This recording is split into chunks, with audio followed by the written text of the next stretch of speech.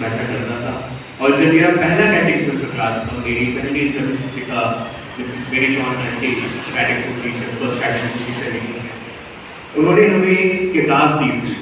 उस समय कैटेकिज्म बुक्स की जो सीरीज थी उसका टाइटल होता था स्वर्ग राज्य का रहस्य। तो प्रश्न हमेशा मेरे से ये उठता था कि क्या हम कभी स्वर्ग राज्य को समझ सकते हैं? क्या हम ये पता लगा सकते हैं कि स्वर्ग राज्य वास्तव में है क्या? मैं समझता हूं कि मानवीय बुद्धि और मानवीय समझ और मानवीय भाषा स्वर्ग राज्य को समझने में असीमित है। उसे पूरी तरह से तो हम नहीं समझ सकते। इसलिए प्रभु यीशु क्रिस्ट पिछले रविवार से पिछले हफ्ते, आज के दिन और आने वाले कुछ दिनों में हमसे स्वर्ग राज्य के वेदों को दृष्टांतों और उदाहरण द्वारा हमें समझाने का प्रयास करते हैं।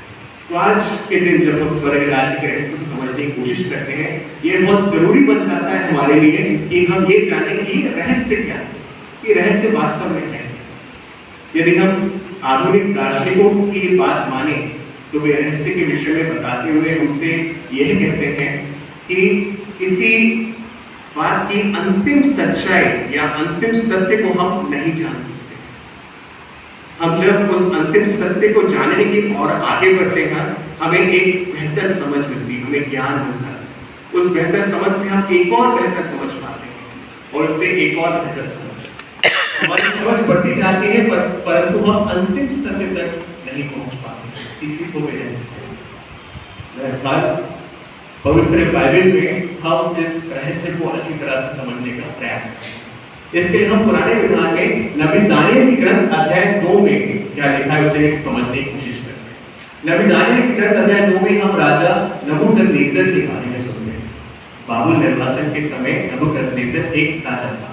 एक दिन वह रात में स्वप्न देखता है, परेशानी से उठ जाता है और विचलित हो जाता है और अपने राज्य के सभी जादूगरों को, अपने राज्य के सभी ओझाओं को बुलाता है और उनसे कहता है कि मैंने एक स्वप्न देखा है और तुम मुझे बताओगे कि वो स्वप्न क्या है और उसका अर्थ क्या है।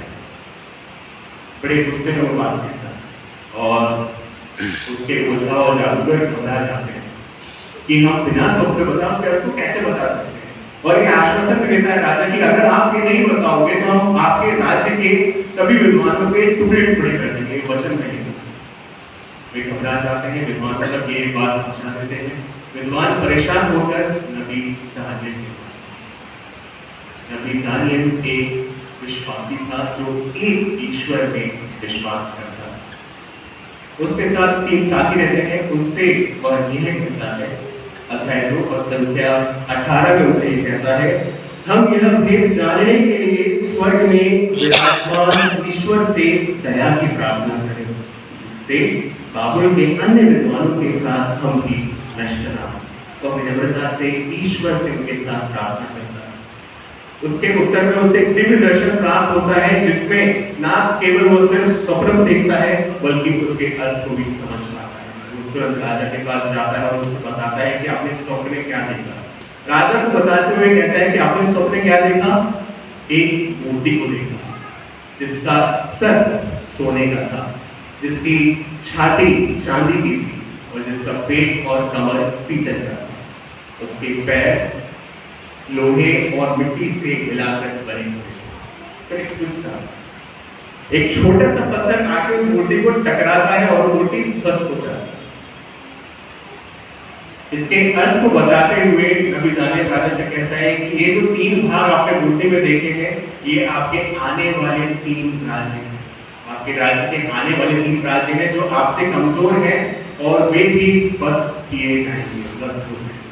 इस छोटे से पत्थर के बारे में बताते हुए नबी दानियेल कहता है अध्याय 44 में, इन राज्यों के समय स्वर्ग का ईश्वर एक राज्य की स्थापना करेगा जो अनंत काल तक नष्ट नहीं होगा और जो दूसरे राष्ट्र के हाथ नहीं आएगा। वह इन राज्यों को चूर चूर कर नष्ट कर देगा और सदा बना रहेगा। तो विश्वास में समझता हूँ स्वर्ग राज्य को थोड़ा थोड़ा जब हम समझ रहे हैं तो ये हमारे लिए बहुत जरूरी है कि नए विधान में हमसे रहस्य के बारे में क्या कहा गया है। नए विधान में संत पौलुस रोमियो के नाम पत्र में अध्याय 11 और संख्या 25 में हमसे कहते हैं, इसलिए मैं आप लोगों पर यह रहस्य प्रकट करता हूँ। वे कहते हैं कि ईश्वर ये चाहता है कि इस रहस्य को, जिसे ईश्वर ने हमें प्रकट किया है, उस रहस्य को हम जानें। स्वर्ग राज्य के रहस्य को जाना हमारे कोई मन की बात नहीं है, बल्कि ईश्वर की इच्छा है हमारे लिए।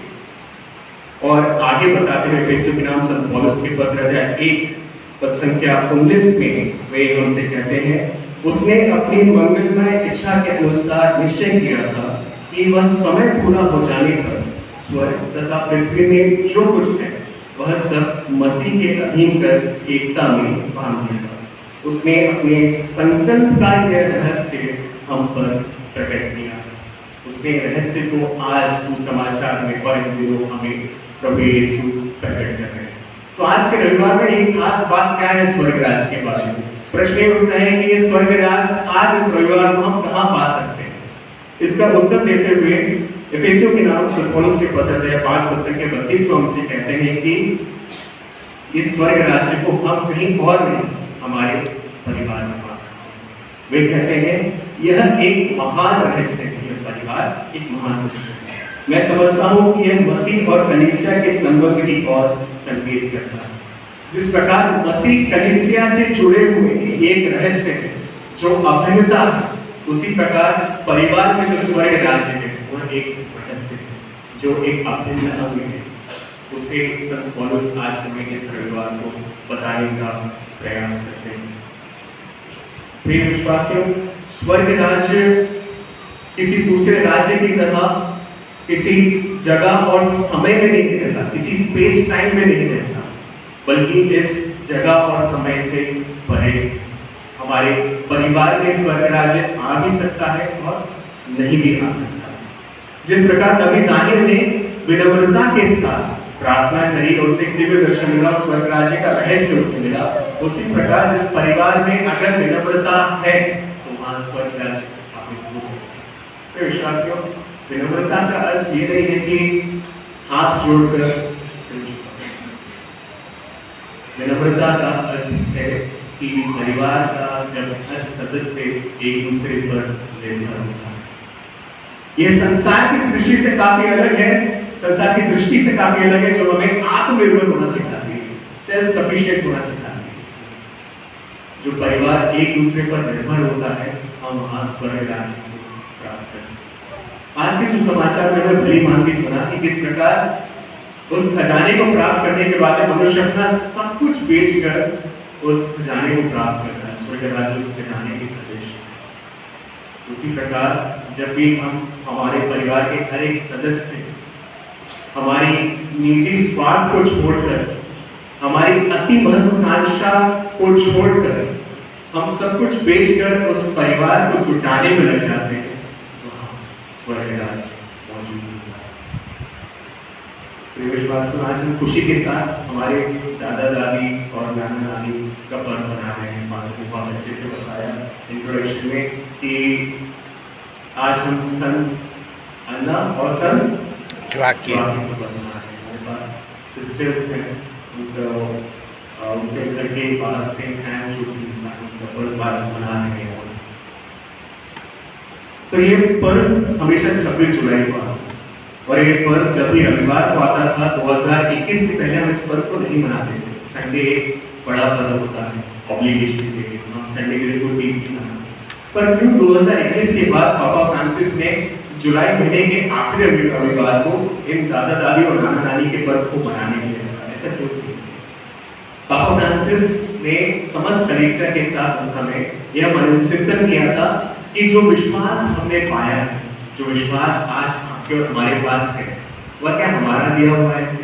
हमारा नहीं, वह हमारे दादा दादी, नाना नानी, माता पिता और पूर्वजों की ही वजह से है, जिन्होंने ना सिर्फ अपने विश्वास को अपने पास संजो के रखा, बल्कि वफादारी के साथ उसे आने वाली पीढ़ी को, अपने बच्चों को, आज आपको और मुझे और हमें यहाँ दिला। यह दिन हमें एक बहुत अच्छी बात याद दिलाता है। यह दिन हमें याद दिलाता है कि हमारे पास जो कुछ भी है, हमारा विश्वास, हमारा धन, हमारा दौलत, हमारी समृद्धि, हमारी खुशी, ये हमारी नहीं, यदि हमारे दादा दादी नाना नानी उस मनुष्य की तरह उस परिवार में स्वर्ग राज्य को प्राप्त करने के लिए अपना सब कुछ बेचकर नहीं खरीदने जाते, नहीं परिवार बसाने जाते, तो आज जो हमारे पास है वो नहीं हो सकता। मेरे विश्वासियों, आज जब हम इस दिन को मनाते हैं, हम हमारे दादा दादी नाना नानी के लिए प्रार्थना करें। यदि वो यहाँ है तो उनके प्रार्थना करें, यदि वो गुजर गए हैं तो उनकी आत्मिक शांति की प्रार्थना। हमारे साथ जो दादा दादी हैं उनके अच्छे स्वास्थ्य, उनके अच्छे जीवन के लिए हम कामना करें और साथ ही साथ उन टूटे हुए परिवारों को हम याद करके प्रार्थना करें जो अन्य राज्य की चेष्टा करने के चक्कर में अपने खुद के परिवार में स्वर्ग राज्य को स्थापित नहीं कर पाए। आइए ईश्वर की अनुग्रह हम सबको प्राप्त